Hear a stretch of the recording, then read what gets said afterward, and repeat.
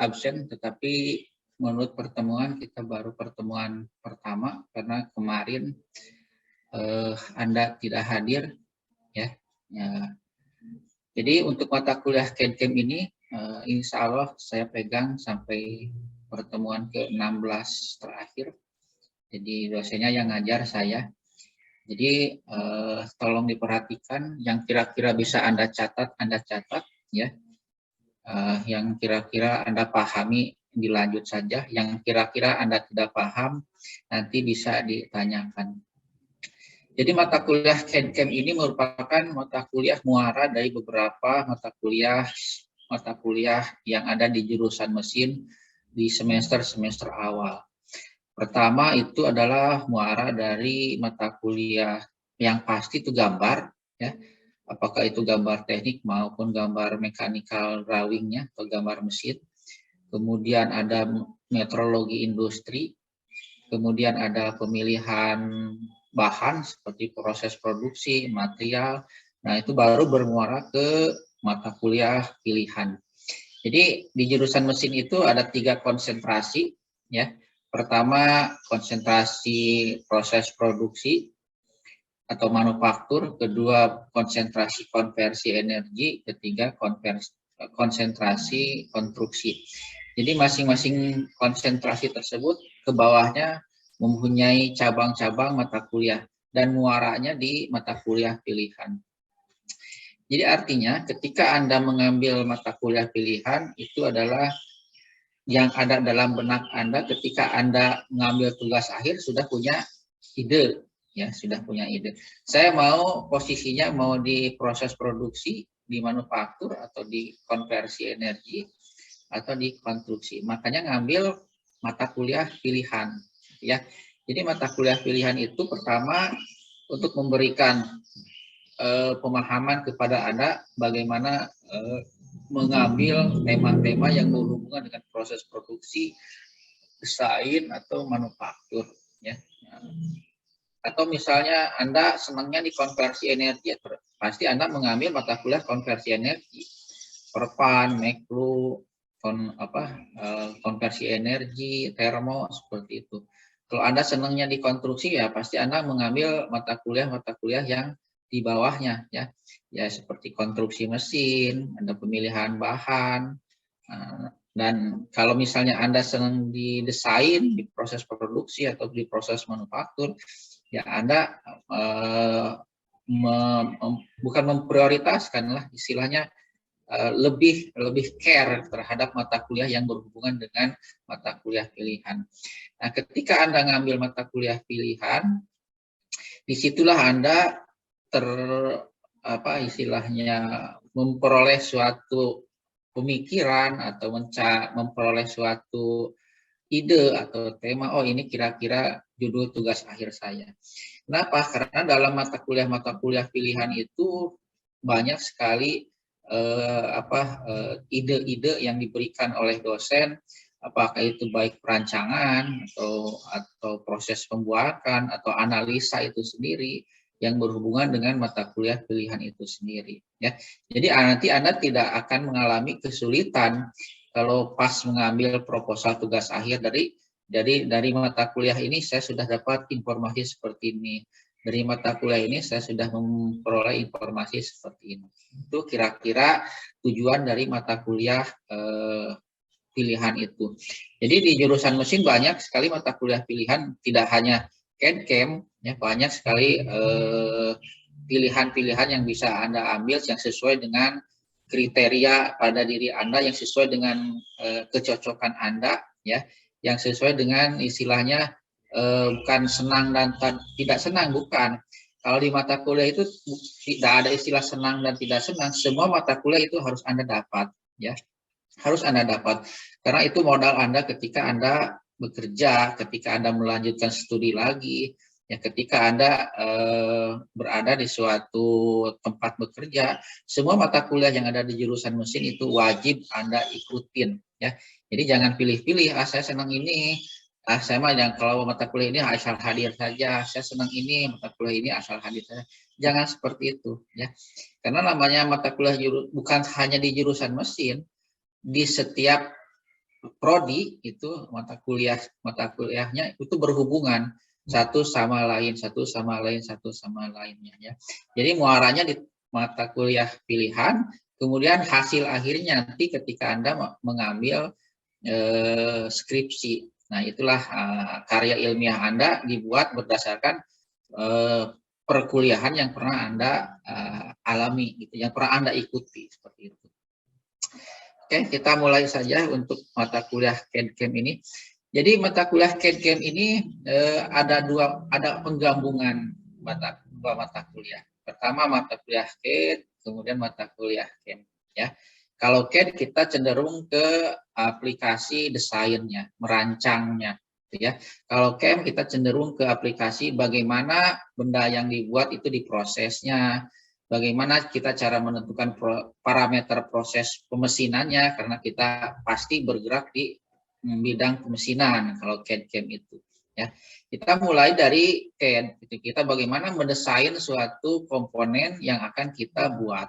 Ya, otomatis kalau kita mendesain suatu komponen, berarti kita harus belajar bagaimana cara menggambar yang benar. Ya, cara menggambar, cara mendesain, cara merancang gambar yang benar yang sesuai dengan kaidah-kaidah ISO, ya, kaidah-kaidah standar operasional prosedurnya, kaidah-kaidah yang dipahami tidak hanya oleh diri kita sendiri, tetapi oleh orang lain, oleh konsumen terutama, ya, karena konsumen itu adalah orang yang akan membeli, mempergunakan desain kita.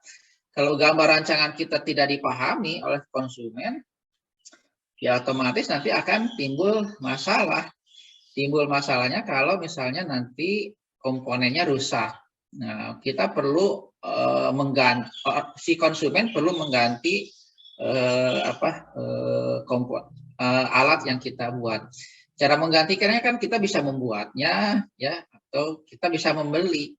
Kalau membuat ya pasti harus menggunakan gambar yang sesuai dengan komponen yang diganti itu sendiri. Kalau kita membeli, otomatis kita harus produk buatan kita itu harus diakui oleh orang lain. Artinya diakui di sini adalah produk kita itu harus dikenal, baik desain maupun cara-cara merancangnya oleh orang lain. Nah, bagaimana supaya orang lain paham terhadap produk yang kita bikin? Berarti kita harus mengikuti standar yang diikuti oleh orang lain. Otomatis standarnya kita harus mengikuti standar internasional atau ISO, gitu ya. Jadi jangan kita membuat standar sendiri, tidak bisa. Tergantung kita akan membuat komponen tersebut mau dijual kemana. Kalau hanya untuk lingkungan Karawang, misalnya regional, bukannya lokal seperti itu, ya bolehlah kita membuat standar Karawang gitu. Tapi gambar kita digunakan hanya untuk di daerah Karawang saja. Tidak bisa kita lempar ke Surabaya, kemana gitu. Karena orang Surabaya juga mungkin saja bisa atau membuat standar lokal sendiri. Nah, kalau kita produk kita supaya laku dijual di berbagai daerah, berarti desain komponen kita harus mengikuti aturan di daerah mereka sendiri. Kita membuat suatu part standarnya standar Indonesia, mau dijual ke Thailand nggak bakalan laku. Karena mereka juga punya konsep sendiri, ya. Makanya Daihatsu, Toyota, produk-produk Jepang itu buka cabang di Indonesia, di Thailand, di Malaysia, gitu ya. Kenapa? Karena mereka juga membuat gambar-gambar part yang bisa dimengerti oleh orang Indonesia, oleh orang Thailand, oleh orang Filipina, Malaysia, seperti itu. Nah, supaya tidak susah, kita itu ikuti aja standar ISO, ya. Baik dari bentuk gambarnya, baik dari cara penulisannya, simbol-simbolnya, gitu ya, proses pengerjaannya, kemudian arti-arti katanya. Jangan bikin kalimat-kalimat yang hanya dimengerti oleh kita sendiri, ya, oleh orang lain tidak dimengerti. Nah, itu akan jadi masalah nanti ketika orang lain sebagai konsumen akan membuat benda kerja sebagai part duplikatnya, gitu ya. Nah, itulah fungsinya CAD di situ. Nah, CAM itu adalah memberikan pemahaman kepada kita bagaimana desain kita diproses. Nah, dalam proses pemesinan itu ada bermacam-macam jenis proses yang bisa kita pergunakan untuk membuat suatu part. Ada mesin bubut, ada mesin press atau milling, ada mesin scrap, ada mesin gerinda, dan macam-macam. Dan itu kita pilih mana yang cocok dengan produk yang akan kita pakai. Ya, cara pembuatnya kita bisa menggunakan mesin konvensional, mesin atau mesin non konvensional, gitu ya. Mesin yang digerakkan secara skill oleh seorang operator dan mesin yang digerakkan secara numerical control. Sekarang itu sudah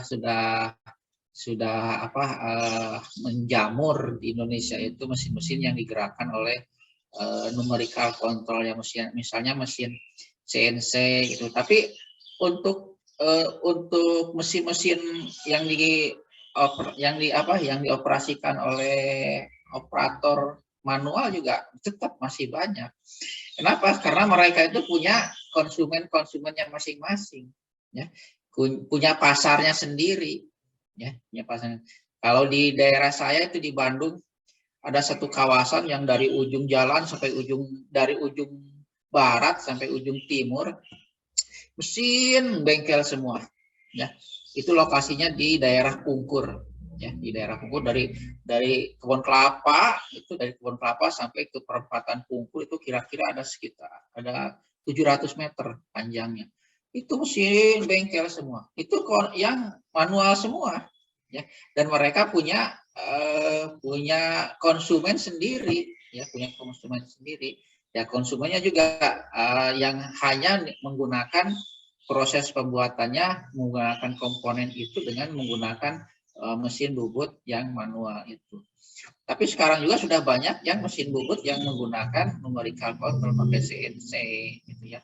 Kalau di daerah saya itu banyak bengkel-bengkel yang sudah menggunakan CNC, kayak di daerah Bandung itu di daerah Cicadas itu ada perusahaan Matra, gitu ya.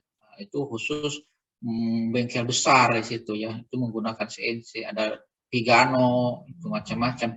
Kalau di Karawang kan sudah pasti kawasan industri, ya, karena saya lihat, saya suka melihat gitu ketika mau ke kampus itu dari arah Johar atau ke arah Johar Alak Mega M ke sana gitu, jarang sekali bengkel-bengkel bubut. Kalaupun ada ya kecil, paling bengkel bubutnya satu, lasnya satu, gitu ya, seperti itu. Nah, ada juga yang di daerah Kelari itu ada yang seperti itu.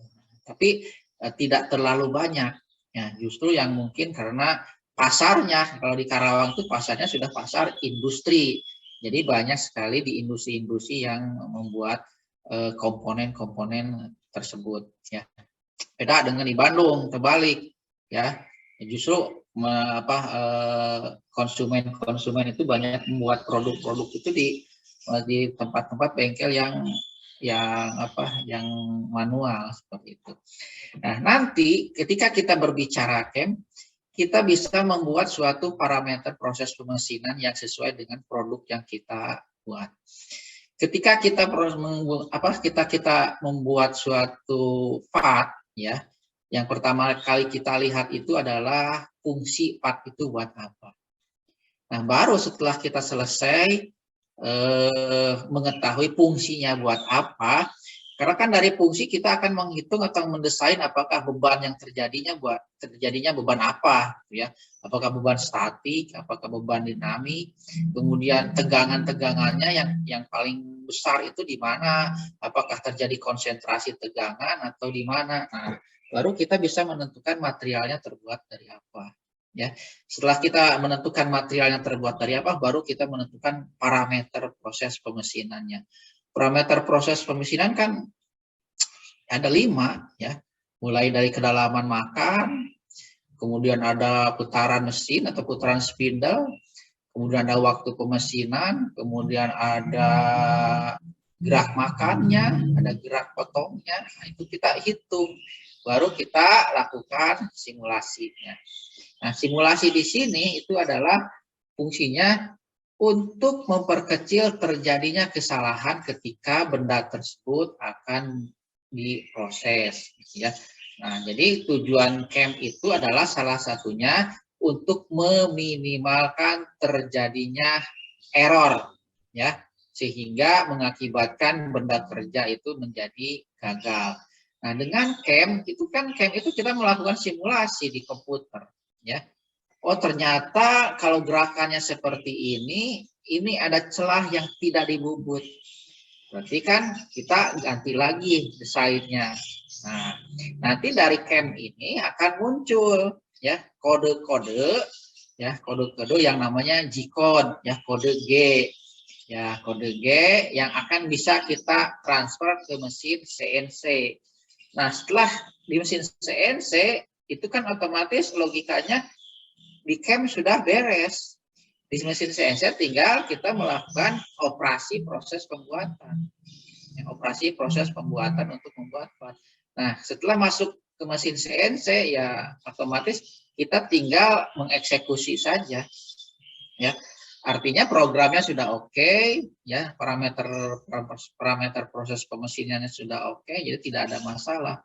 Anda tinggal mulai ya menentukan titik nol benda kerja di mana, ya. Kalau titik nol mesin sudah tidak bisa kita ubah-ubah, ya, tetap yang bisa kita ubah itu adalah titik nol benda kerja, ya. Jadi titik referensi. Nanti kita akan belajar apakah kita menggunakan sistem koordinatnya apa yang kita pakai, apakah absolut, apakah inkremental. Nah, itu akan kita bahas di bagian camp-nya. Itu kira-kira bahasan yang akan kita diskusikan dari sekarang ke depannya, ya. Jadi mudah-mudahan ada yang nempel di otak kita, ya. Kemudian nanti ada sedikit pencerahan kepada kita, kira-kira ini cocok nggak buat tugas akhir saya, ya. Nah, jadi kalau orang yang suka menggambar, orang yang suka mendesain, gitu, orang yang suka duduk apa ya di depan laptop atau komputer, itu cocok mengambil tema di mata kuliah ini, gitu ya. Karena kan orang desain itu kan kebanyakan duduk, ya, kebanyakan menggambar, gitu. Ya, kalau orang yang tidak suka menggambar, saya kira kurang cocok, ya, karena kalau yang tidak suka menggambar, Anda dipaksakan untuk menggambar, susah sekali, ya. Jadi di awalinya dari semester berapa, itu Anda membiasakan diri, saya senang terhadap mata kuliah, gitu ya. Itu ya. Nanti softwarenya kita pakai software yang untuk camp itu softwarenya yang biasa saya pakai dari beberapa angkatan ke belakang itu adalah software Mastercam, ya. Saya biasa pakai yang X5 dan nanti Anda bisa minta ke angkatan yang sudah pernah mengambil mata kuliah CAD/CAM, minta dong software dari Pak A untuk Mastercam. Nanti Anda install di laptop Anda, nanti kita diskusikan bagaimana cara menggambar di Mastercam. Ya, jadi fokus hari ini adalah tentang CAD/CAM. Ya, barusan saya sudah membukanya dengan menjelaskan apa itu CAD, apa itu CAM secara garis besar. Kemudian prasyarat, kemudian aplikasi AutoCAD, dan pengenalan AutoCAD. Jadi prasyarat Anda mengikuti mata kuliah ini, ya ini sebenarnya prasyaratnya apa? Anda sudah mengikutinya. Anda sudah mengikuti perkuliahan gambar yang tadi saya bilang, ya mengikuti. Kalau yang sudah mengikuti kan setidaknya Anda tahu gambar itu fungsinya buat apa dan apa itu yang dimaksud dengan gambar. Gitu. Otomatis di sini adalah gambar teknik, bukan gambar di luar gambar teknik. Itu syaratnya. Kemudian Anda pernah mengambil material teknik karena nanti ketika kita mendesain itu akan berhubungan dengan material-material yang akan kita pakai untuk membuat komponen. Anda pernah mengambil proses produksi, gitu ya. Nah, berarti nanti kan kita belajar apa itu proses pemesinan, ya parameter proses pemesinan, bagaimana kita menggunakan mesin-mesin yang sesuai dengan benda kerja yang akan kita proses tersebut. Kemudian aplikasi AutoCAD, ya. AutoCAD itu merupakan produk dari Autodesk, ya. Autodesk ini produk yang induknya gitu ya. Induknya software desain ini induknya AutoCAD itu. Ya, jadi dari AutoCAD itu berkembang. Sekarang kan ada SolidWorks, ada Inventor, ada CATIA, itu merupakan turunan, ya, turunan dari AutoCAD. AutoCAD sekarang sudah AutoCAD profesional, ya. Waktu zaman saya mulai kenal AutoCAD itu waktu kuliah, itu kontrolnya semua menggunakan keyboard dan di layar monitor itu kosong. Sekarang kan toolbarnya sudah komplit, banyak, ya, perintah-perintah apa saja tinggal klik, tinggal klik, tinggal klik. Kalau dulu enggak, ya, kosong. Jadi semua perintah saya tulis, penghapus, membuat garis, membuat lingkaran. Nah, makanya saya hafal sampai sekarang, ya, cara membuat lingkaran, cara endpoint, midpoint, kemudian cara bikin elip itu pakai keyboard semua, gitu ya. Jadi kadang-kadang saya dulu waktu belajar ditulis dulu cara membuat gambar. Saya otodidak, cara membuat gambar saya tulis. Saya sehari belajar membuat lingkaran sehari. Membuat lingkaran itu kan macam-macam ya, buat lingkaran itu ada dengan 3 point, dengan second point, ya, dengan titik pusat atau apa. Nah, saya pelajari itu. Besoknya bikin elip, ya, gitu ya. Belajarnya otodidak, ya, otodidak. Waktu itu pengalaman saya waktu belajar pertama kali AutoCAD itu saya main ke lab tempat saya kuliah. Saya dipanggil sama dosen, itu belum jadi dosen pembimbing. Ini, kamu bisa nggak AutoCAD? Wah, nggak tahu Pak, saya komputer juga belum punya. Ya. Waktu zaman dulu komputer itu tahun 90-an, kamu juga belum lahir. Ya. Tahun 90-an. Suatu barang yang mustahil untuk didapat, ya, karena masih zaman mesin ketik seperti itu, masih zaman yang yang mesin ketik, gambar juga dulu tuh masih manual, masih pakai kalkir, ya. Tapi sampai sekarang ilmunya masih kerasa. Ini kamu duduk di sini katanya, saya duduk di meja itu, dibuka laptop, itu juga komputernya gede gitu ya, yang masih pakai tabung itu, ya, gede komputernya. Waktu itu masih zaman apa ya, Pentium masih Pentium udah canggih itu, ya, masih zaman AMD, ya. Ngetiknya juga masih zaman WS itu, WordStar, atau zaman CW, C Writer. Ketiknya layarnya kosong, nggak ada apa-apa, itu pakai disket dulu itu. Saya diajarin, kamu klik ini, ulangi saja. Saya sehari bikin klik ini, ya, klik ini. Oh, ternyata ini hasilnya jadi garis. Oh, ternyata ini hasilnya jadi lingkaran gitu. Jadi terus cara memotongnya. Nah, itu pengalaman saya waktu zaman kuliah. Nah, berlanjut, nah, kebetulan CNC masuk, saya jadi asisten di lab itu, saya diskusi, saya ngajar lah, istilahnya ngajar, ya, asisten itu.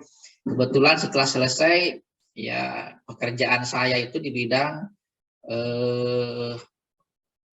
manufaktur, ya, di perusahaan di bidang pembuatan dies, ya. Perusahaannya perusahaan Nike, ya, jadi bikin dies itu saya pegang CNC. Jadi pengalaman waktu saya di perusahaan itu ya kepake sekarang itu, ya. Jadi masih kebayang cara bikin program, cara bikin titik nol, titik referensi, cara memotong program, saya masih kebayang. Ya saya aplikasikan sih, ternyata ya terpakai sekarang itu. Itulah cerita waktu saya zaman dulu, gitu ya. Kemudian pengenalan AutoCAD, ya. Jadi kita akan mengenalkan AutoCAD seperti ini. Bentar ya.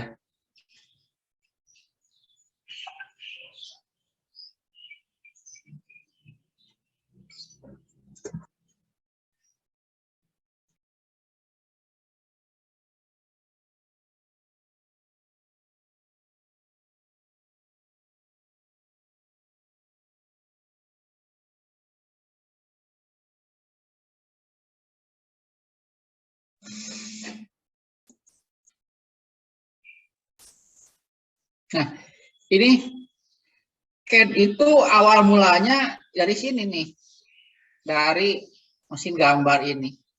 Sekarang sudah nggak ada, ya. Anda juga nggak tahu pernah melihat atau enggak bentuk gambar seperti ini. Ini ketika saya pegang masuk ke lab gambar, dulu itu saya termasuk mahasiswa yang apalah kalau bahasa Sundanya itu jaramah, ya. Setiap lab saya jadi asisten, ya. Asisten CNC, asisten proses produksi, asisten gambar, asisten material teknik, asisten konversi energi. Tapi ya hampir semua lab yang ada di kampus tuh saya jadi asistennya. Jadi hafal bagaimana kondisi di lab waktu itu. Jadi ini berangkatnya CAD itu dari dari bentuk gambar, dari bentuk mesin gambar ini, ya. Ini kan cara menggambar secara manual sendiri. Ini waktu ketika kita menggambar, wah ini belum, harganya juga mahal, ya. Harga mistarnya saja itu kan Stadler satu pasang, terus harga mesinnya itu dulu itu 1,8 dulu, ya, 1,8 juta. Belum tabelnya ini, ya, belum aksesoris yang lainnya. Gitu. Jadi berangkat dari sini, kemudian karena ada permintaan dari konsumen yang begitu banyak, gitu ya, maka muncullah idenya, maka sebuah perusahaan Autodesk itu menciptakan bagaimana kalau menggambar itu menggunakan software. Ya. Jadi CAD itu adalah komputer aided design. Jadi komputer yang digunakan untuk merancang suatu komponen atau suatu part, ya, menggunakan software-softwarenya. Ya, softwarenya yang di sini kita pakai yang AutoCAD. Ya. Nah, dari sini barulah muncul banyak sekali yang mempergunakan AutoCAD itu sendiri, ya, dari gambar ini, ya, dari meja gambar ini. Nah, fungsi CAD itu pertama pengembangan desain, ya. Jadi mengembangkan aplikasi perancangan. Jadi kalau kita bayangkan, kalau kita yang sederhana saja membuat poros, Anda kan tahu poros, membuat poros secara manual, gambar poros, gitu ya, gambar poros. Ya. Kemudian ada permintaan dari customer bahwa porosnya ada ditambahin bentuk-bentuknya di tengahnya. Misalnya ada bagian untuk spi pasak, kemudian di pinggirnya pakai chamfer, pakai center drill. Berarti kita kan harus membuka kertas gambar yang sudah kita bikin, harus menghapus, kemudian kita tambahkan. Itu pertama, ya. Yang kedua, kita harus menggambar ulang lagi, baru kita ditambahkan dengan komponen-komponennya. Nah, kalau itu kan waktu yang digunakannya cukup lama, ya. Beda kalau kita menggunakan software CAD, ya, tinggal kita erase, ya, kita tambahin, save, jadi, gitu ya. Jadi pengembangan desainnya akan cepat, ya, untuk merubah atau mendesain ulang dari part atau komponen yang sudah ada. Itu pengembangan desainnya. Analisis desain di sini adalah menganalisa apakah desain yang kita buat itu sesuai dengan pesanan customer atau belum. Kita analisa, ya. Kita analisa desainnya gitu. Kemudian misalnya dianalisa itu dari bentuk konstruksinya, dari bentuk kekasaran atau kehalusannya sudah sesuai atau belum. Makanya ketika kita mendesain, kita harus tahu dulu fungsi dari komponen yang kita buat, seperti yang di awal tadi saya berikan, ya. Jadi kalau sudah kita tahu komponennya buat apa, analisanya juga di bagian-bagian yang diperlukan saja. Tidak semua komponen yang kita analisa. Kemudian ada simulasi desain, ya. Kita bisa mensimulasikan apakah komponen atau part yang kita bikin itu tahan terhadap gaya yang diberikan terhadap komponen tersebut, ya.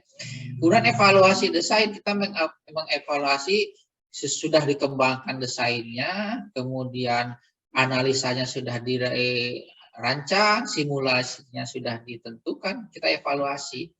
Evaluasi itu adalah melihat kondisi desain kita dari awal sampai akhir. Apakah sudah termasuk kepada kriteria dari pemesanan atau kriteria ISO-nya. Nah, itu maksudnya ke evaluasi desain.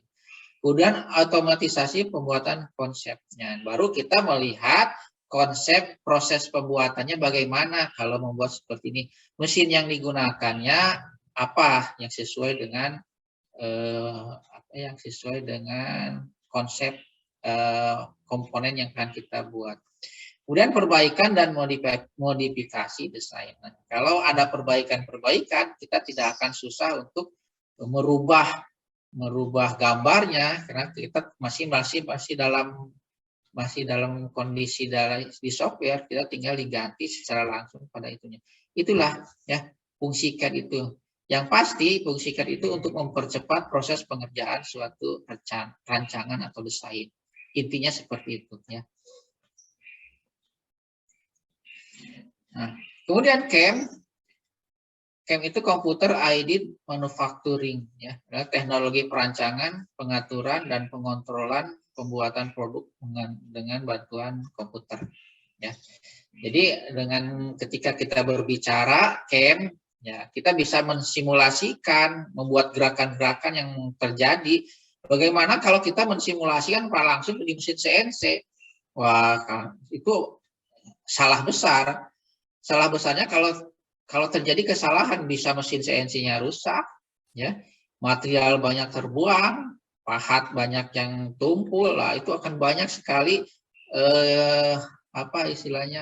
kerugian yang ditimbulkan, ya seperti itu. Makanya kita pakai CAM. Jadi teknologi perancangan, ya mendesain, kemudian mengatur itu proses pemesinannya. Pengontrolan, jadi dikontrol ya gerakannya yang harusnya G00 jangan G01, yang harusnya G01 jangan G00 seperti itu. Dan dengan bantuan komputer.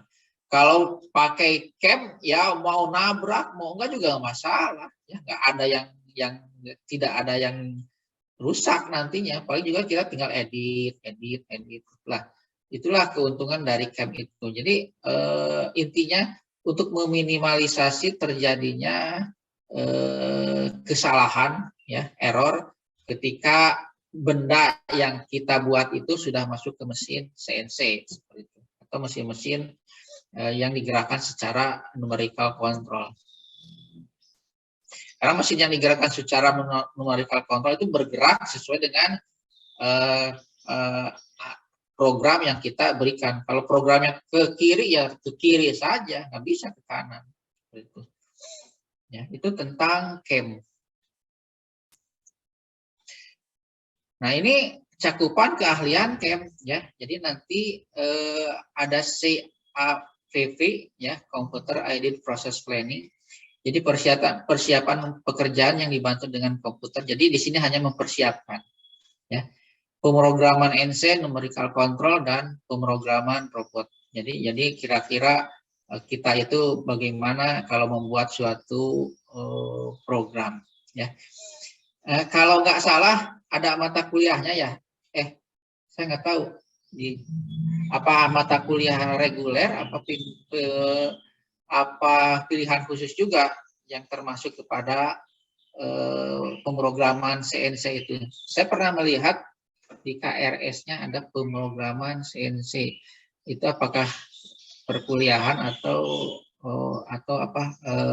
pilihan mata kuliah pilihan. Jadi kalau Anda mau ngambil CNC sebaiknya ngambil dulu CAD. Jadi nanti pemahamannya nyambung gitu ya. Kemudian pembuatan instruksi pekerjaan. Nah, instruksi pekerjaan itu SOP-nya, standar operasional prosedurnya. Perancangan material dan penyediaan perkakas potong ya, atau alat bantu. Jadi di sini kita merencanakan material yang akan digunakan untuk membuat material komponen yang kita desain. Kemudian ada FMS, sistem komputer untuk pengontrolan sistem produksi yang fleksibel. Jadi ini maksudnya ke bahan baku yang akan kita pakai untuk proses pembuatan komponen, ya. Itu adalah cakupan keahlian dalam bidang CAM itu kira-kira akan seperti ini, ya.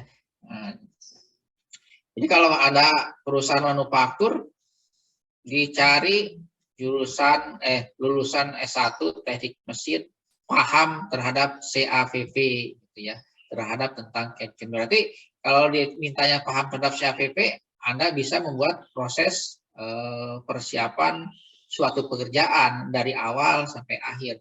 Jadi dari barang ada, kemudian konsep desainnya bagaimana, proses pembuatannya bagaimana, dan analisanya bagaimana. Seperti itu.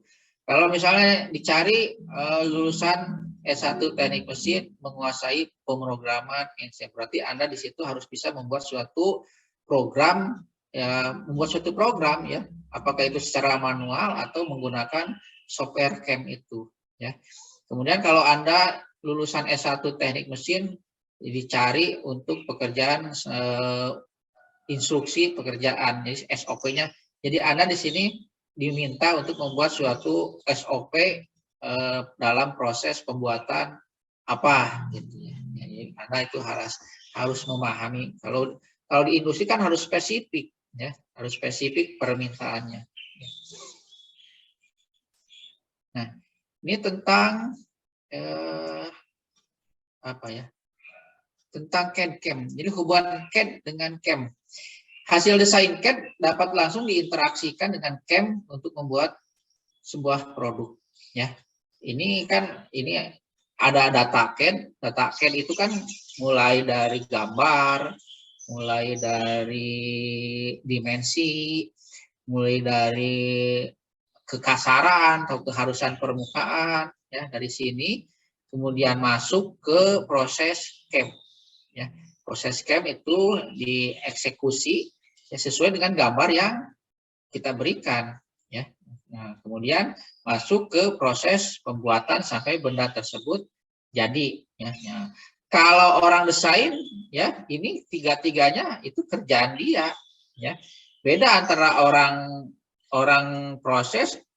Orang proses itu kerjaannya tidak pernah memikirkan bagaimana benda tersebut dibuat. Yang penting gambar ada, saya buat. Gambar ada, saya buat. Otomatis kalau nanti ada kesalahan, ya tanyakan saja sama orang desain. Ya, jadi orang desain itu sangat bertanggung jawab sekali terhadap kegagalan suatu produk. Ya, yang namanya merencanakan kan dari tidak ada sampai ada. Nah, dari tidak adanya itu orang desain yang membuat aplikasinya, membuat SOP-nya. Jadi tanggung jawabnya berat sekali kalau orang desain itu, ya.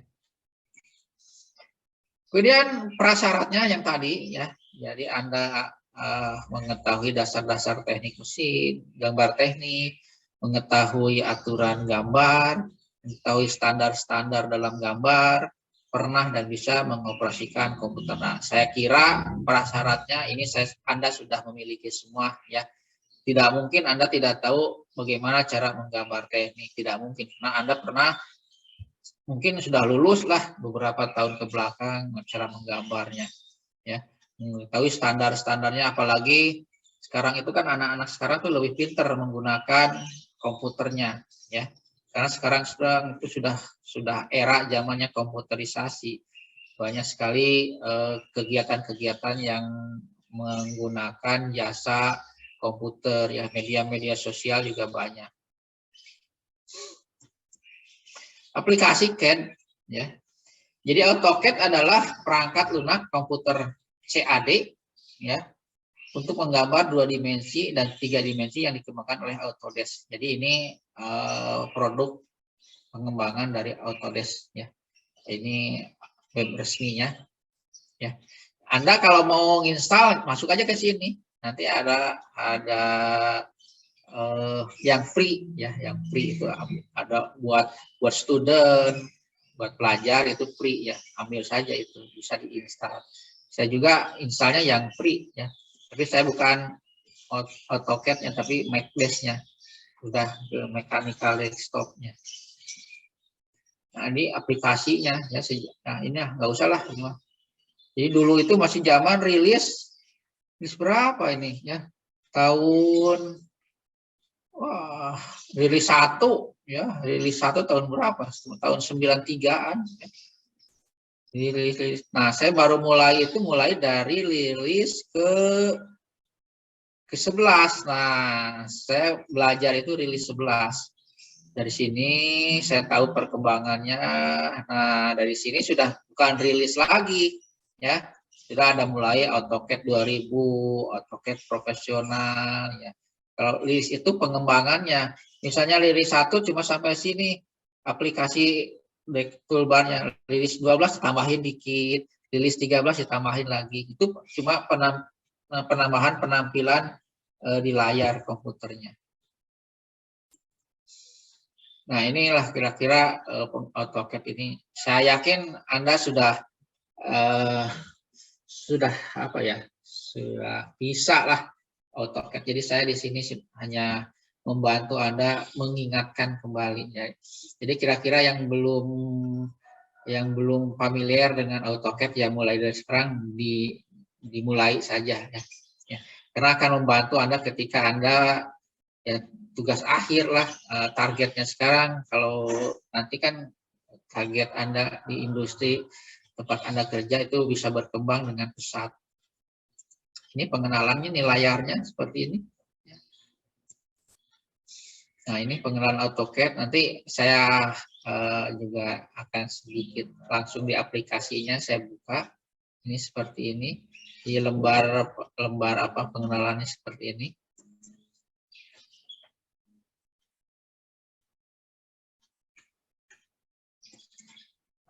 Kemudian ini pengenalan AutoCAD masih untuk mengukur unit sebagai acuan pengukuran.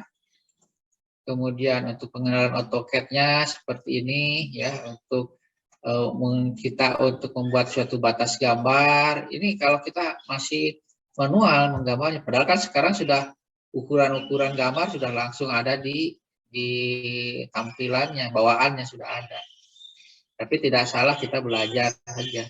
Nah, ini pengenalan grid gitu ya, apa itu grid, nah, bagaimana cara memunculkannya, bagaimana cara menghilangkannya.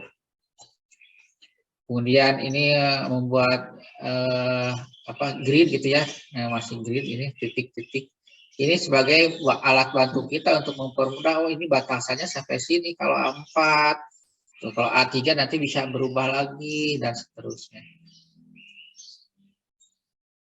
Oke, kalau untuk pengenalan ya sampai ini pengenalan AutoCAD ya.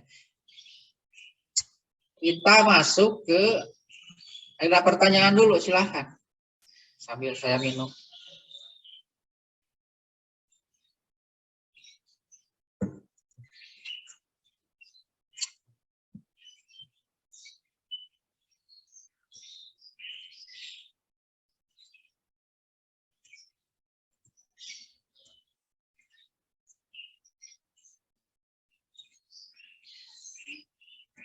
Kalau tidak ada pertanyaan, kita masuk ke review gambar mesin. Udah berubah belum tampilannya? Sudah, Pak. Sudah, Pak. Udah ya. Silahkan Anda yang mau dicatat, silahkan. Yang mau dipandang saja silahkan. Ya, saya tidak memaksa. Jadi hanya mereview kira-kira sudah sampai di mana tahapan pemikiran Anda terhadap gambar mesin. Ya, jadi saya ingin tahu pemahaman Anda sudah sampai di mana. Jadi harus direview kembali. Jadi karena nanti kita akan menggambar hal-hal yang seperti ini. Ya, misalnya saya akan membuat benda seperti ini.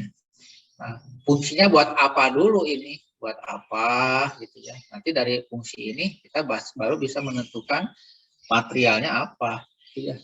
Jadi jangan menentukan material dulu. Ya. Kalau menentukan material dulu itu ada kemungkinan materialnya lebih tinggi standarnya atau lebih rendah standarnya.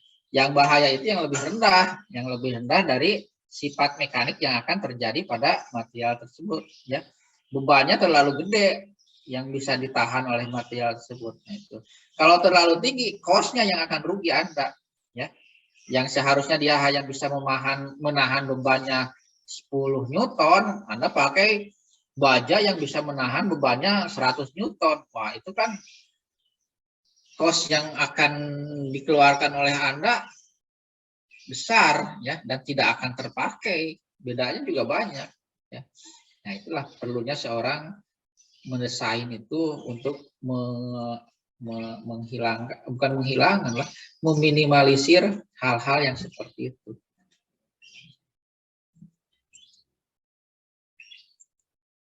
Oke, jadi klasifikasi gambar teknik mesin. Jadi gambar teknik mesin itu adalah suatu alat komunikasi dalam dunia teknik yang digunakan untuk menuangkan ide, ya, ide pikiran, gagasan dalam bentuk perpaduan garis, dan simbol yang bermakna sesuai dengan aturan yang telah disepakati. Nah, ini sesuai dengan aturan yang telah disepakati. Ya, dalam teknik mesin, gambar teknik dikelompokkan menjadi beberapa jenis. Nah, pada kali ini akan kita bahas klasifikasi gambar teknik mesin. Ada gambar teknik, ada gambar teknik mesin. Itu beda kelompoknya. Ya. Kalau gambar teknik itu adalah bagaimana kita menggunakan atau bagaimana cara menggambar sesuai dengan aturan yang disesuaikan. Ya, tekniknya bagaimana, caranya bagaimana menggambar itu adanya di gambar teknik. Ya, misalnya di gambar teknik itu kan ruang lingkupnya ukuran kertas, alat-alat menggambar, ya, kemudian pandangan, konstruksi geometri, udah sampai situ materinya. Ya, jadi kalau saya menyuruh Anda menggambar proyeksi Eropa, proyeksi kuadran 1, kuadran 3, nah, Anda itu belajarnya dulu itu di gambar teknik. Yaitu bagaimana tekniknya menggambar itu secara benar. Kalau sudah masuk ke gambar mesin, nah itu bagaimana caranya kita menggambar part, komponen yang sesuai dengan kaidah-kaidah yang diberlakukan mulai dari, apa ini, simbol apa ini, nah ada segitiga ini, apa artinya segitiga, ada 1, ada 2 gitu ya, apa ini 2, ini kok 1, ini 2, ini 1, kemudian di sini ada huruf B gitu ya, apa ini artinya, kemudian di sini ada huruf A, di sini ada simbol seperti ini, artinya itu Anda pelajari di gambar mesin. Ya, karena ini sudah masuk kepada bagaimana komponen atau part itu dibuat. Kalau tidak ada simbol-simbol seperti ini, wah, ya, akan bahaya sekali ketika dibuat. Ya, karena apa? Ini kan nilai kehalusan. N1, N2 gitu ya. Ini titik referensi ini nih pada bidang B. Ini konsentrisitas istilahnya garis subu ya, ketelitiannya berapa terhadap bidang apa. Nah, seperti ini. Ini yang harus Anda pahami ketika belajar mengenai simbol-simbol seperti ini. Ya. Ya, ini mau tidak mau bidang Anda, ya. Itu klasifikasinya. Nah, ada yang namanya gambar mesin atau mesin drawing, mechanical drawing, ya. Jadi gambar mesin merupakan gambar yang berkaitan dengan bagian-bagian mesin ataupun komponen. Gambar yang merupakan gambar yang berkaitan dengan bagian mesin atau komponen. Ya. Biasanya gambar mesin disajikan dengan pandangan ortografi. Ya. Dengan disajikan dengan pandangan ortografi atau proyeksi. Ya, gambar proyeksi. Mau proyeksi apa,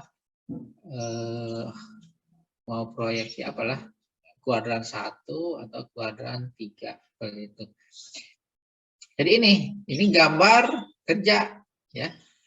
Jadi Apa yang dimaksud dengan gambar kerja? Gambar yang bisa dikerjakan.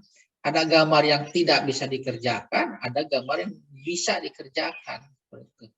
Kalau suatu gambar tidak lengkap dimensinya, tidak lengkap simbol-simbolnya, tidak lengkap pandangannya, ya, tidak bisa dikerjakan, dan itu bukan gambar kerja, ya. Jadi yang namanya gambar kerja dimensinya lengkap sehingga orang akan paham terhadap gambar itu. Kemudian ya seperti itu. Nah, ini contoh gambar kerja, ya.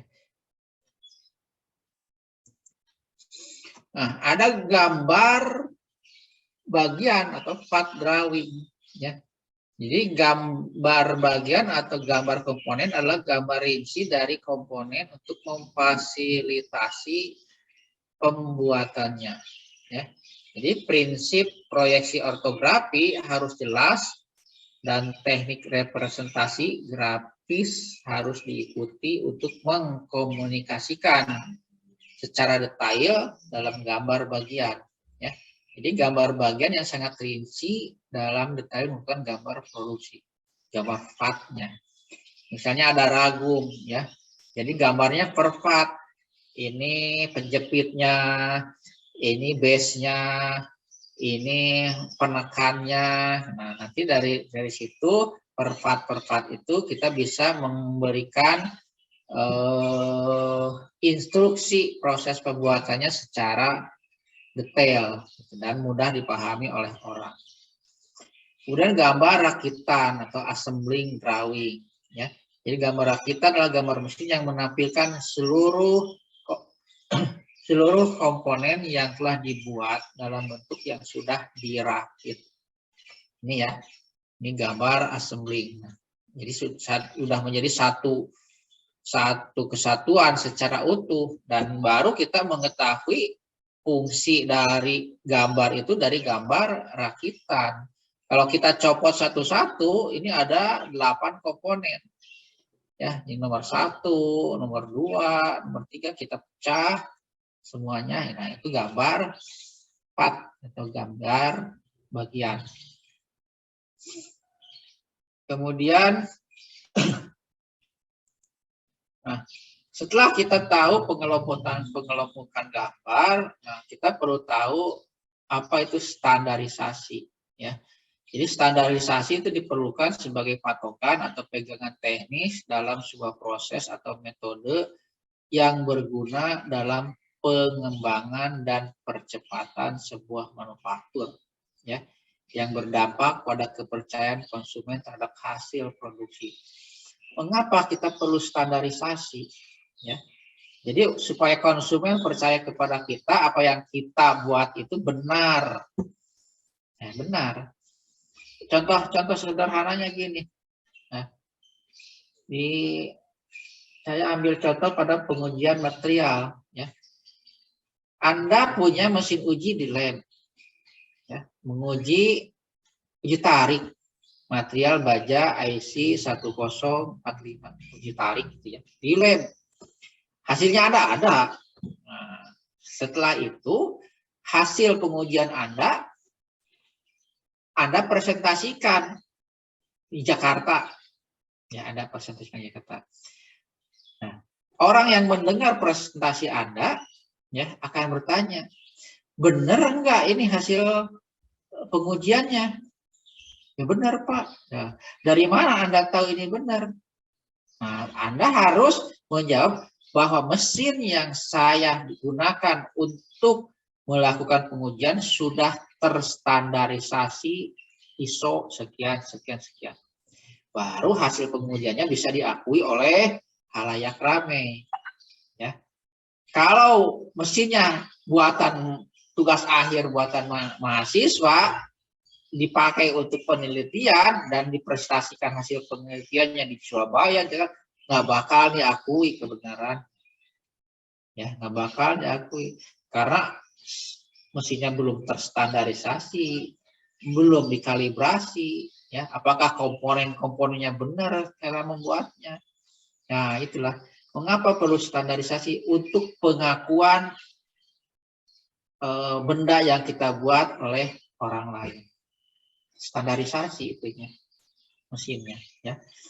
Ada beberapa standar yang berlaku. Jadi setiap negara mempunyai standar masing-masing. Ya, standar masing-masing kan setiap negara kita punya SNI ya, Standar Nasional Indonesia. Itu ruang lingkupnya hanya untuk Indonesia. Ya, tidak bisa kita membuat produk sesuai SNI kita jual ke Thailand, nggak bisa, ya. Nah, karena Thailand juga punya standar untuk negaranya.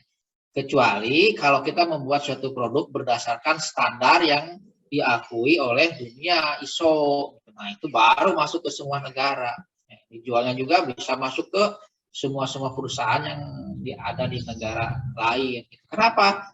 Karena standarisasinya sudah mencakup dari standarisasi dunia. Gitu ya. Itulah perlunya standarisasi itu untuk pengakuan supaya komponen yang kita buat itu bisa diterima oleh apa ya, oleh konsumen kebanyakan. Nah ini ya, ini standar yang ada di Indonesia, ya standar ya. Ya ada SNI, jadi dikeluarkan oleh Badan Nasional Standarisasi atau BSN. Ada ANSI, American National Standard Institute. Ada DIN, Dutch Institute for Norming ya, ini bahasa Jerman, norming atau number kalau kita itu. Kemudian ada BSI, British Standard Institute Inggris, ada JIS, Japan's Industrial Standard. Nah, standar pada tingkat internasional terdapat standar yang lebih kita kenal dengan International Organization for Standard ISO atau ISO. Jadi ISO itu membawahi standar-standar yang ada. Ini kan khusus untuk standar Jepang, khusus untuk orang Jepang, khusus untuk orang Jerman, untuk orang Indonesia. Ini standar negara. Nah, supaya orang Jepang jualannya laku di Indonesia, supaya laku di Amerika, harus menggunakan standar ISO. Ya. Jadi standarisasi diterapkan dalam sebuah perusahaan, negara, dan bahkan antar banyak negara. Ya. Adapun standarisasi yang banyak digunakan adalah standar ISO yang dikeluarkan oleh organisasi ISO. Ya. Jadi penerapan standar ini banyak dilakukan pada beberapa bidang. Ya. Jadi untuk bidang teknik, mesin, penerapan standar dapat dijumpai pada untuk bidang mesin gitu ya. Nah, misalnya untuk elemen mesin gitu ya, untuk part-part elemen mesin. Distandarisasi pada elemen mesin bertujuan untuk penghematan dan menginformasikan spesifikasi elemen mesin.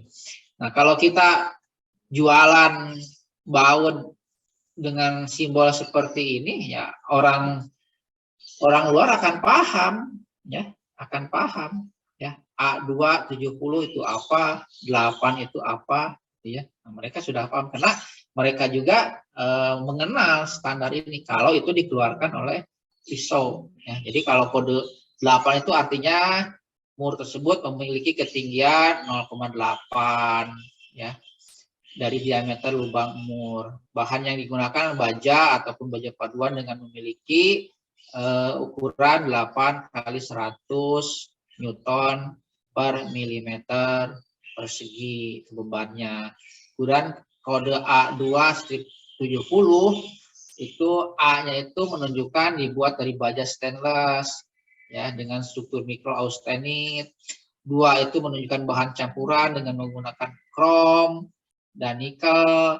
70 itu mempunyai tegangan 70 kali 10 Newton per milimeter persegi. Itu kode ataupun kodean mur dan bautnya, dan mereka sudah paham terhadap terhadap kode-kode seperti ini. Oke. Oh, terima kasih. Sudah selesai ya. Itu jam 9.10 harusnya. Oke, nggak apa-apa. Itu yang bisa saya sampaikan ya, pada kesempatan mata kuliah CAD/CAM ini. Untuk kedepannya ada sedikit teori lagi. Nanti kedepannya kita akan masuk kepada bagaimana misalnya menggunakan software AutoCAD. Jadi perkuliahannya tidak hanya saya ngomong seperti ini, nanti ada macam-macam ya, ada diskusi, ada tanya jawab, ada biasanya saya suka bikin video pembelajaran, jadi supaya